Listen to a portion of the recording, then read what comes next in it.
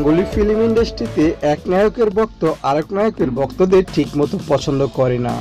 ভার্চুয়ালে হোক আর রিয়েল লাইফেই হোক, তাদের মাঝে ঝগড়া লেগেই থাকে। জিৎ ও দেবের ফ্যানদের বেলায়ও একই রকম অবস্থা। কিন্তু ফ্যানরা যাই হোক আর যাই করুক, নায়করা কিন্তু নিজেদের মধ্যে সামান্যতম হলেও সমঝোতা বজায় রাখে। এ কথা বলছি এই জন্য যে মাত্র দুদিন হলো জিতের শেষ থেকে শুরু সিনেমার ফার্স্ট লুক পোস্টার বেরিয়েছে, আর তাতেই প্রশংসার জোয়ারে ভাসছেন বস জিৎ। টলিউডের অনেক সেলিব্রিটিরাই এর প্রশংসা করেছেন। এক্ষেত্রে পিছিয়ে নেই দেবু। তিনি বলেন, খুব ভালো হয়েছে, and a big congratulation for unbeaten half century. আবার দেবের বর্তমান প্রেমিকা মানে রুকমিনিও বললেন, that's lovely, your fifth is like a brand new beginning itself truly.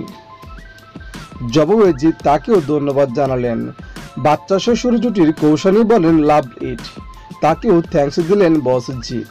Panther সিনেমায় জুটি হয়ে ফেরা জিৎ শ্রদ্ধা দাস জুটি। শ্রদ্ধা দাসও বললেন, লুকস ওয়াও। এছাড়াও জিৎকে 50তম সিনেমার জন্য কংগ্রাচুলেশন জানিয়েছেন কুয়েল মল্লিক, রাজ চক্রবর্তী, সেব্বি, বাংলা সিনেমায় ডেবিউ হওয়া অর্কপ্রভ মুখার্জি সহ আরও অনেকেই।